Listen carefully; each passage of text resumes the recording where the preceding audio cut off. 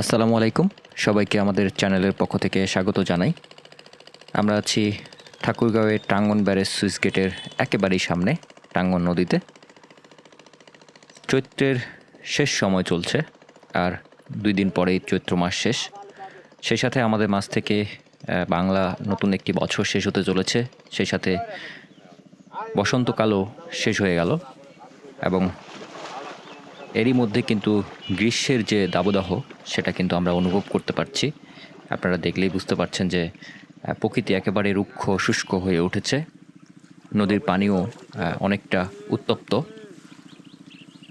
এমনিতেই আমাদের টাঙ্গন নদী অনেক পানি কম, বলা যায় যে হাঁটু পানি কোথাও কোথাও কোমর পানি। যেসব জায়গা অনেক বেশি ডিপ সেগুলোতে পানি একটু বেশি, এবং এই পানি কিন্তু এখন এই গ্রীষ্মের এই যে তাপ আছে সে তাপে কিন্তু গরম হয়ে যায়।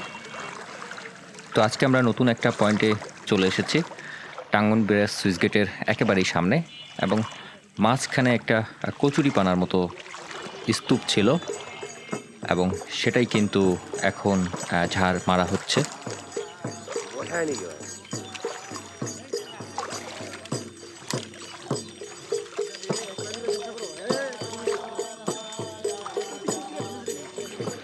তো সেই কচুরিপানা কিন্তু ঘিরে ফেলা হয়েছে।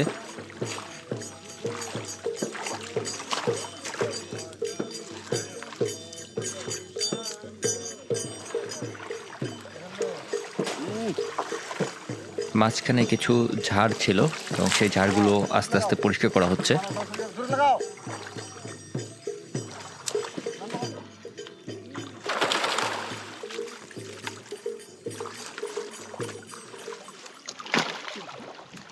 আজকে দেখা যাক এই জায়গা থেকে আমরা কি পরিমাণ মাছ আসলে পাই।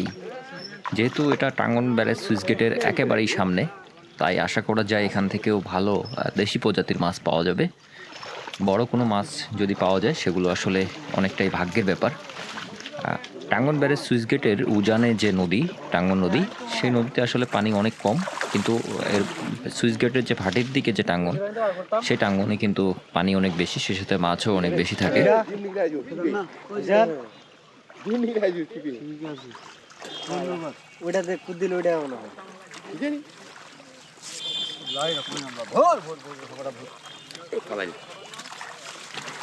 আমাদের শিকারী ভাইয়েরা কিন্তু মাঝে মাঝে পানি থেকেই অনেক মাছ ধরে থাকে। তো এটা একেবারেই মাঝখানে একটা কচুরিপানার আস্তরণ ছিল, সেটা পরিষ্কার করে মাছ ধরা হচ্ছে।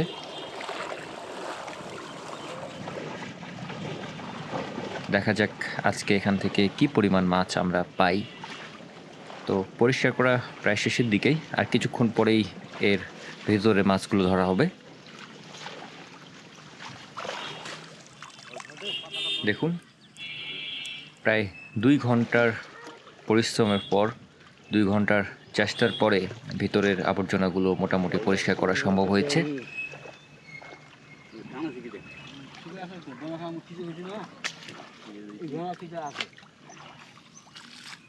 এখনো আমরা কিছু জেলে দেখতে পাই যারা মাছ ধরে জীবিকা নির্বাহ করে ব্যক্তিগতভাবে।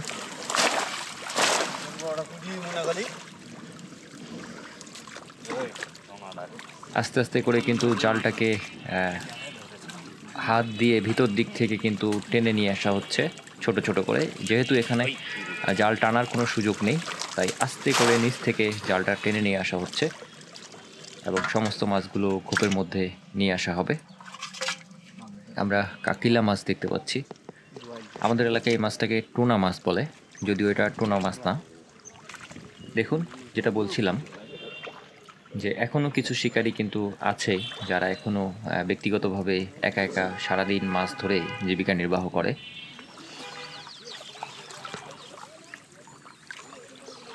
তো সম্পূর্ণ জাল কিন্তু মাছ কিন্তু খোপের মধ্যে নিয়ে আসা হয়েছে। এখন আস্তে আস্তে করে সে মাছগুলো তোলা হচ্ছে জালে। এখানে দেশি প্রজাতির মাছের সংখ্যাই বেশি।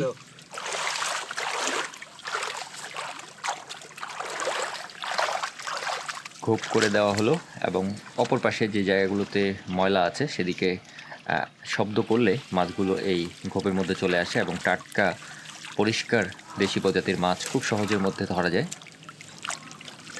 দেখেন, সাধারণত আমরা দেখতে পাচ্ছি যে পুঁটি, চান্দা, চপড়া, ছোট প্রজাতির দেশি মাছ, এবং এগুলোরও কিন্তু চাহিদা অনেক বেশি অত্র অঞ্চলে।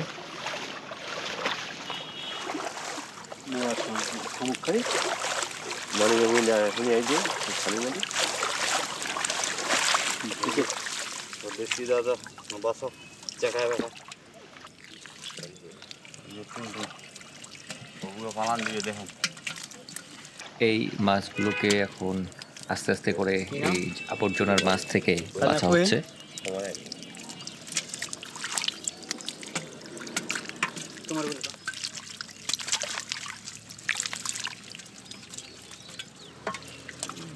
ভাবে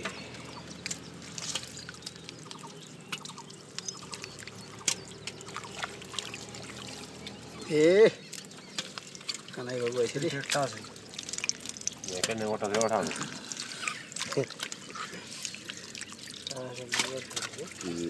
ওঠা আমার ফেলা দেখেছি। দেখেন, যে ঘোপটা করে দেওয়া ছিল সেই ঘোপে কিন্তু অনেক মাছ কিন্তু এখন চলে এসেছে এবং এই মাছগুলো এখন একসাথে তোলা হবে। আজকে আমরা সব থেকে বেশি যে মাছগুলো পাচ্ছি সেটা হচ্ছে দেশি প্রজাতির মাছ।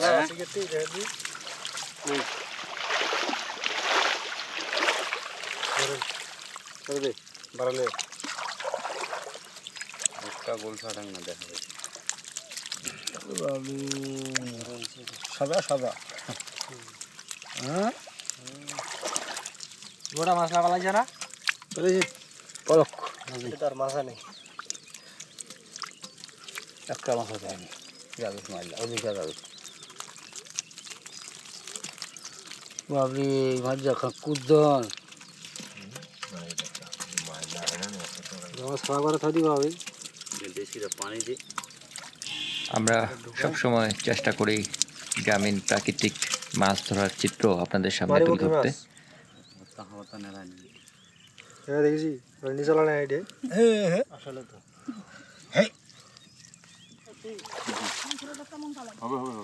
হবে নেই নাই নাই মাছ নাই মাছই নেই মাছ নেই।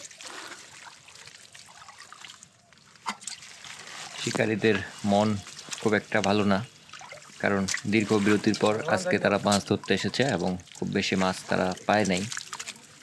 বিশেষ করে গরমের কারণে, বিশেষ করে যেই জায়গাগুলোতে পানি কম সেই জায়গাগুলোতে মাছ এখন থাকছে না এবং ডিপ যে জায়গাগুলো আছে সেগুলোতে চলে যাচ্ছে, যার কারণে আসলে খুব বেশি মাছ পাওয়া সম্ভব হয়নি। আমরা এই সকল প্রান্তিক জনপদের মানুষের মাছ ধরার চিত্র আপনাদের সামনে তুলে ধরছি। আমাদের ভিডিও ভালো লাগলে অবশ্যই চ্যানেলটিকে সাবস্ক্রাইব করবেন। সামনে আমরা নিত্য নতুন বিভিন্ন ধরনের মাছ ধরার চিত্র নিয়ে অবশ্যই হাজির হব। আপনারা জানেন যে উত্তরবঙ্গ সমুদ্রপৃষ্ঠ থেকে অনেক উঁচুতে হওয়ার কারণে এই সকল গ্রীষ্ম মৌসুমে, শুষ্ক মৌসুমে, গ্রীষ্মকালের দিকে পানির লেয়ার খুব কমে যায়, যার কারণে কিন্তু আমরা মাছ ধরার খুব বেশি আয়োজন দেখতে পাই না।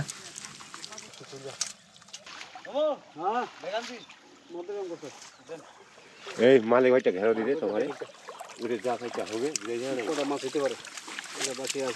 এখনো জালের কিছু অংশ বাকি আছে, সব থেকে বড় যে পাটটা ছিল সেই পাটটাই এখন বাকি আছে। দেখা যাক এই জায়গায় কি পরিমাণ মাছ পাওয়া যায়। আশা করা যায় এটা দিয়ে অন্তত তারা আজকের পরিশ্রম কিছুটা হলেও সফল হবে।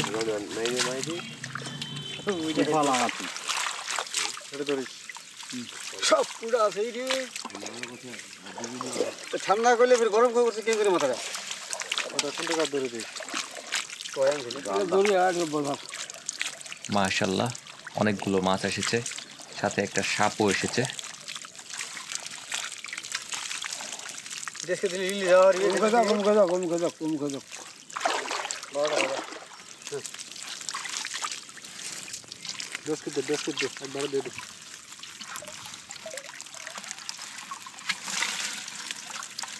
এই মাছ কি নেব আর কি দেবো তো এই হলো আজকের দেশি প্রজাতির মাছ, পুঁটি, ট্যাংরা, চান্দা, চপড়া। আজকের পর্বটি আমরা এখানেই শেষ করছি। দেখা হবে আগামী পর্বে। সে পর্যন্ত সুস্থ থাকুন, ভালো থাকুন। ধন্যবাদ সবাইকে।